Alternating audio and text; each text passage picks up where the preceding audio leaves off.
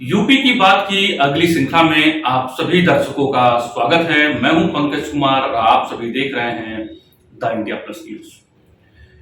UP की बात में हम इस वीडियो में चर्चा करेंगे कि आखिर अखिलेश यादव की क्या वो ऐतिहासिक गलती है जिस गलती की वजह से 22 में बाईसाइकिल का सत्ता पाने का सपना अधूरा रह सकता है।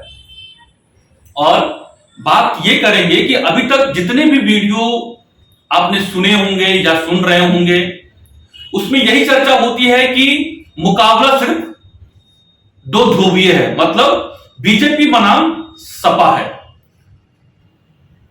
लेकिन क्या बसपा समाजवादी पार्टी का खेल बिगाड़ सकती है? और क्या बसपा मतलब बसपा सुप्रीमो बहन मायावती चुनावी रेस में है या नहीं है, हम इसकी भी बात करेंगे।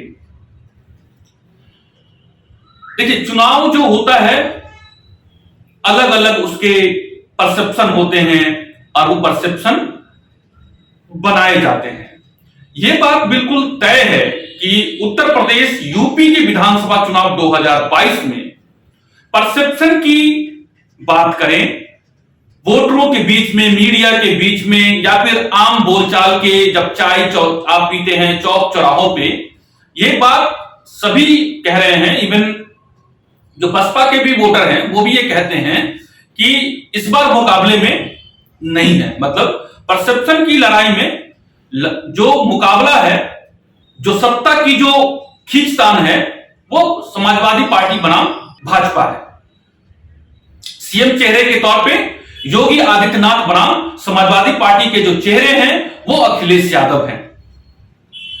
देखिए, होता क्या है कि जब विश्लेषण की जाती है, कई बार लोग कहते हैं कि आप इस बात को कैसे कहते हैं। होता यह है कि जो चुनाव विश्लेषक होते हैं उसकी अलग अलग जो अभी तक के चुनाव के रहे हैं परिणाम, और उसमें कई जो है वो लेयर्स होते हैं।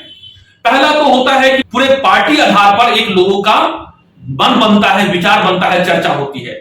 तो पहले स्टेट लेवल पर होता है। स्टेट लेवल पे जाहिर सी बात चर्चा का नहीं है, वो समाजवादी पार्टी बनाम बीजेपी का है। दूसरा जब होता है, क्योंकि यूपी की बात करें, यूपी जो है 4 क्षेत्र में बटा हुआ है, जिसमें पश्चिमी यूपी, आप पूर्वी यूपी की बात करते हैं, बुंदेलखंड की बात करते हैं। तो ये 4 हिस्सों में यूपी बटा हुआ है। और इस 4 हिस्सों में जब जाते हैं वहां फिर देखते हैं कि वहां किस पार्टी का जोर है, किस तरीके का कॉम्बिनेशन है। फिर उसके बाद जब और पायदान एक नीचे आते हैं, उसके बाद क्षेत्रवार की बात विधानसभा स्तर पे जाते हैं, वहां देखते हैं कि किस तरह का कॉम्बिनेशन है और पार्टी ने वहां पर क्या जोर चल रहा है, किसके पक्ष में हवा बह रही है। और उसके बाद जब होता है पार्टी किसको टिकट देती है, किसको लेकर के नाराजगी है, कौन किसने काम किया है, किसके खिलाफ एंटी इनकम्बेंसी का फैक्टर है। तो आप ये देखिए कि पिछला 2017 का चुनाव हुआ था, 403 विधानसभा सीट यूपी में है। 403 विधानसभा सीट में तमाम लहर होने के बावजूद भी बीजेपी 325 सीट ही जीत पाती है। इसका मतलब है कि वहां पर वो तमाम कोशिशों के बावजूद नहीं जीत पाई। तो इसमें कई बार हर अलग अलग फैक्टर काम करता है और उसमें हर फैक्टर जो है वो अपना रोल निभाता है, लेकिन ये नहीं होता है कि ये फैक्टर काम कर ही जाएगा। अब बात करते हैं, जो चुनाव होना है वो पश्चिमी चुनाव की बात, हम पश्चिमी यूपी की बात करते हैं और हम बताएंगे कि क्यों ऐतिहासिक भूल जो मैंने कही कि समाजवादी पार्टी ने 2017 में जो ऐतिहासिक भूल की वो कैसे 2022 में वो दोहरा रहे हैं, और क्या ये मुकाबला जो दो ध्रुवीय है या वहां पे त्रिकोणीय मुकाबला है, और क्या पश्चिमी यूपी में मुकाबला दो ध्रुवीय है या त्रिकोणीय है, क्या बसपा खेल में है या नहीं। तो पहली बात कर लेते हैं कि अखिलेश यादव की ऐतिहासिक गलती क्या है।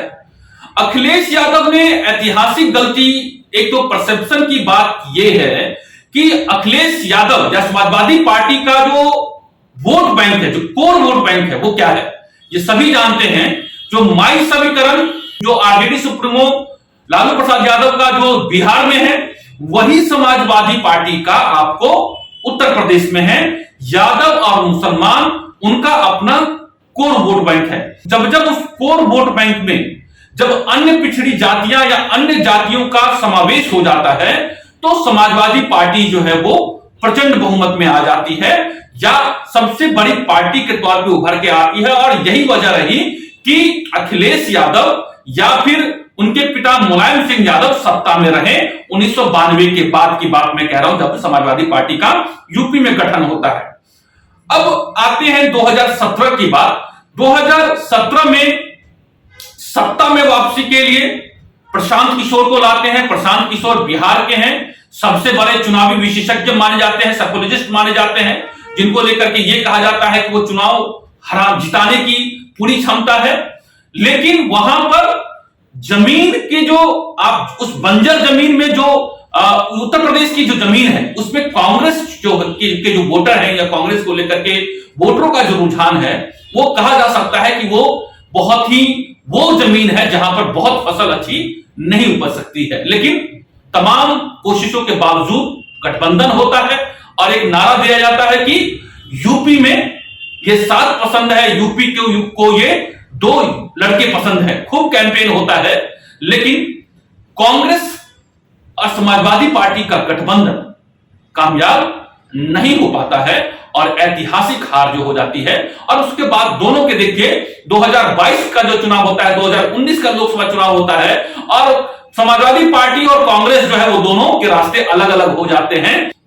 अखिलेश ने यह सोचा था कि मुस्लिम और यादव के साथ जो दूसरी जातियों का समर्थन कांग्रेस के साथ है, अगर वो मिल जाता है तो उन्हें जो है वो सत्ता में वापसी हो जाती है। लेकिन वो भूल उन्होंने जो 2017 में की, वही भूल 2022 में 5 साल के बाद अखिलेश यादव जयंत चौधरी के साथ, आरएलडी के साथ गठबंधन करके कर रहे हैं। ये मैं किस आधार पर कह रहा हूं? मैं इस आधार पर कह रहा हूं कि जो जाटों का जो सबसे बड़ी आबादी है वो पश्चिमी यूपी में है और पश्चिमी यूपी में जो चुनाव होना है वो पहले चरण में होना है।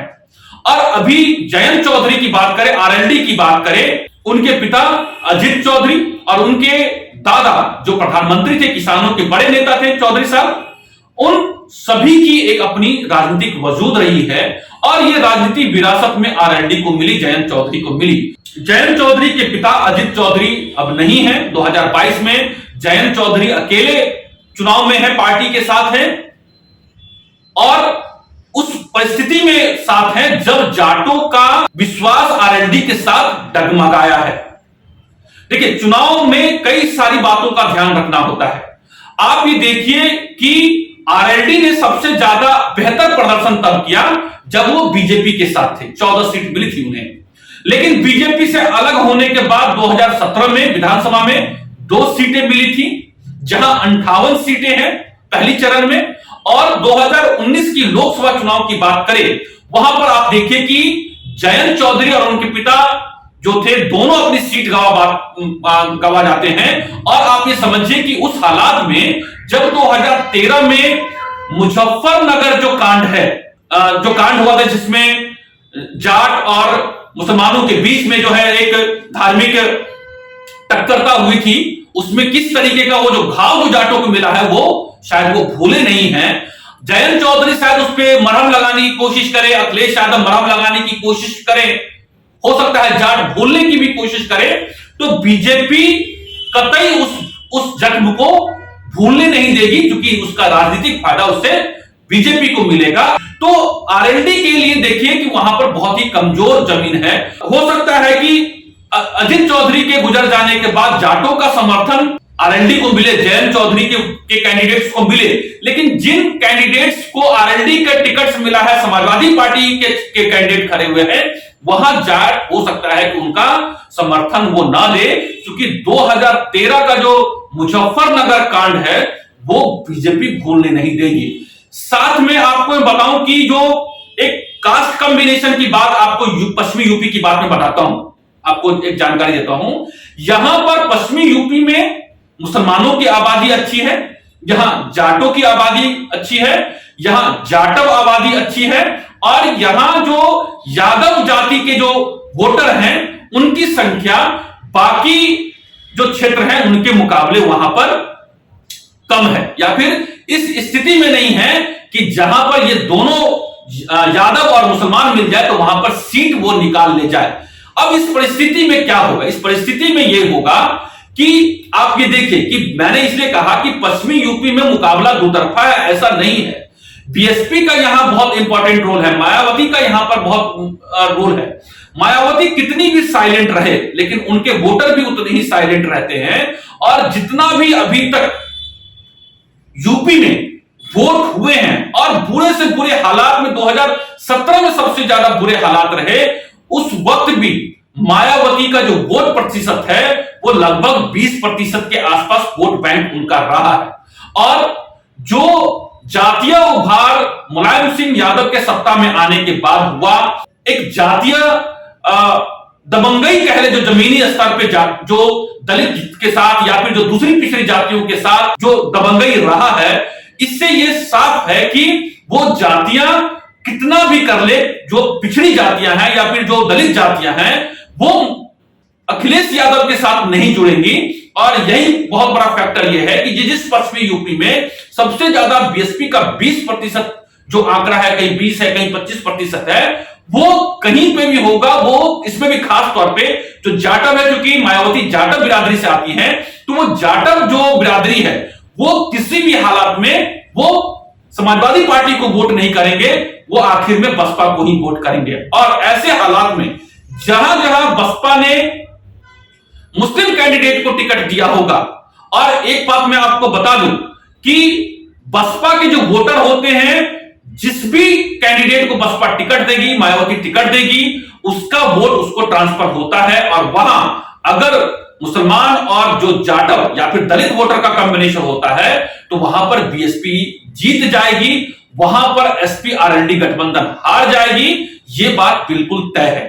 एक फैक्टर और है जो पश्चिमी यूपी का मैं बताता हूं, और इसलिए मैं कह रहा हूं कि बीएसपी वहां पर एक अहम फैक्टर है। और अगर इस तरीके का समीकरण बनता है तो पश्चिमी यूपी में मुकाबला दो ध्रुवीय या बाइपोलर नहीं होके वहां पे मुकाबला त्रिकोणीय हो सकता है, जिसमें बीजेपी, सपा गठबंधन और बीएसपी जो है वो वहां पर खेल में शामिल होगी। और एक बात और मैं बताता हूं कि जब मुलायम सिंह यादव की सरकार रही और यही खेल आपको, यही बात जो है वो बीजेपी, और यही बात जो मामला जो है वो आरजेडी के साथ बिहार में भी हुआ है।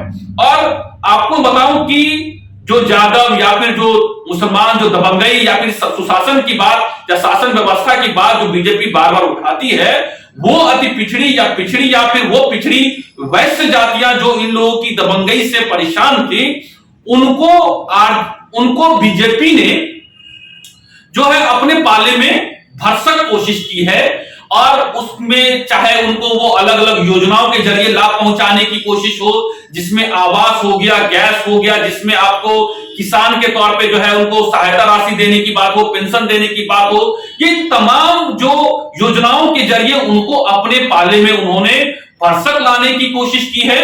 और यही वजह है कि समाजवादी पार्टी ने अपने मुस्लिम यादव कॉम्बिनेशन के साथ वो तीसरा वो जो वोट चाहती है, ताकि वो जब उसमें मर्ज हो जाएगी तो समाजवादी पार्टी की जीत, जो उनके कैंडिडेट्स की जीत जो है वो सुनिश्चित हो जाएगी।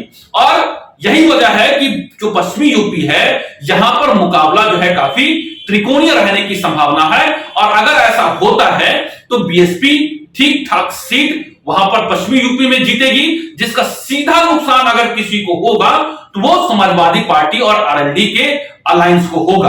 और बीजेपी अब इसी ध्रुवीकरण के जरिए बीजेपी जाटव वोट, अति पिछड़ों का जो वोट है, जो एस्पिरेशनल वोट, जो एस्पिरेशनल वोट है, और जो अगरों की जो वोट है, वो तमाम वोटों को मिलाकर के पश्चिमी यूपी में वहां पर जीत हासिल करेगी। और यहां पर मुकाबला त्रिकोणीय होगा और बीएसपी समाजवादी पार्टी का खेल बिगाड़ सकती है, और इससे बीजेपी का काम वहां पर बनता हुआ दिख रहा है। दूसरी बात, जो 2013 का मुजफ्फरनगर कांड जो है, जिसकी जाट नहीं भूल पा रहे हैं और जब बीजेपी भूलने नहीं दे रही है, वो जाट जो है वो बीजेपी के साथ खड़े होते हुए दिख रहे हैं। और समाजवादी पार्टी के वो कैंडिडेट जो आरएलडी की टिकट पे खड़े हैं या समाजवादी पार्टी ने जिन्हें टिकट दिया है, उसकी मुखालफत अभी से ही जमीन पर, आपको बताऊं, मेरठ, मथुरा, सरधाना, हस्तिनापुर, बागपत और कैराना, इन तमाम जगहों पर जो जाट वोटर हैं और तमाम जो दूसरे वोटर हैं, उन्होंने खुलकर विरोध करना जो है वो शुरू कर दिया है। और इसलिए मैं कह रहा हूं कि इस परसेप्शन की लड़ाई में जो है समाजवादी पार्टी हार सकती है। और मुकाबला त्रिकोणीय जब होता है बसपा का, उसमें जो 20% वोट है, जो जाटव किसी भी कीमत पे समाजवादी पार्टी को नहीं जाएंगे, वो बीएसपी के साथ ही रहेंगे। और बीएसपी अगर जिन कैंडिडेट, मुसलमान कैंडिडेट को उन्होंने दिया होगा और बीएसपी के वोट ट्रांसफर होते हैं, वो 20% वोट ट्रांसफर होते हैं, तो मुस्लिमी और जो मुसलमान और जो जाटव वोटर हैं या फिर जो दलित वोटर जब का कॉम्बिनेशन मिलता है, वहां पे बीएसपी बड़ी जीत हासिल कर सकती है। और सीधा सीधा नुकसान जो है वो समाजवादी पार्टी को वहां होता हुआ दिख रहा है। और एक जो सबसे बड़ी ऐतिहासिक भूल है, जो 2017 में कांग्रेस और समाजवादी पार्टी ने ये दोनों लड़कों का साथ पसंद है खूब कैंपेन जो किया था, वो दोनों कैंपेन, वही गलती जो है जयंत चौधरी के साथ जो है अखिलेश यादव ने किया है, वही कमजोर करी पश्चिमी यूपी में उन्होंने साथ कर लिया है। बनिस्बत ये होता कि समाजवादी पार्टी अकेले चुनाव में मैदान में लड़ती, तो उससे शायद ये हो सकता था कि ज्यादा फायदा होता और फायदा होता हुआ दिखता। तो ये बात हमने आपको इस पूरे वीडियो में बताई है कि क्या वो भूल रही कि जो समाजवादी पार्टी के अखिलेश यादव ने 2017 में जो गलती की, वो अपने इतिहास से उन्होंने सीखी और वही ऐतिहासिक गलती जयंत चौधरी के साथ मुकाबला करके वो दोहरा रहे हैं। और मुकाबला जो है त्रिकोणीय हो सकता है और पश्चिमी यूपी में जबरदस्त हार जो है वो देखने को मिल सकती है। और आपको बताओ कि मोदी, योगी और शाह की जो तिकड़ी है, ये इसी समीकरण के हिसाब से यूपी में उनका किला जो है वो ध्वस्त करके दोबारा से सत्ता में जो है वो आने की पूरी भरसक कोशिश कर रही है। आपको इस वीडियो में हमने आपको ये पूरी बात बताई है। आपको हमारा ये विश्लेषण कैसा लगा जरूर बताइएगा। वीडियो को ज्यादा से ज्यादा शेयर कीजिएगा, हमारे प्लेटफॉर्म फेसबुक पेज को, यूट्यूब चैनल को सब्सक्राइब कीजिएगा, लाइक कीजिएगा और आपके कोई सुझाव होगा तो जरूर हम तक पहुंचाइएगा। नमस्कार। अगर आप चाहते हैं कि आपको इस तरह का इंफॉर्मेटिव वीडियो मिलता रहे तो आप हमारे चैनल द इंडिया प्लस को सब्सक्राइब करना ना भूलें। साथ में आप बेल आइकन को दबाना भी ना भूलें ताकि आपको नोटिफिकेशन मिलता रहे। आप हमारे इस वीडियो को शेयर भी कर सकते हैं।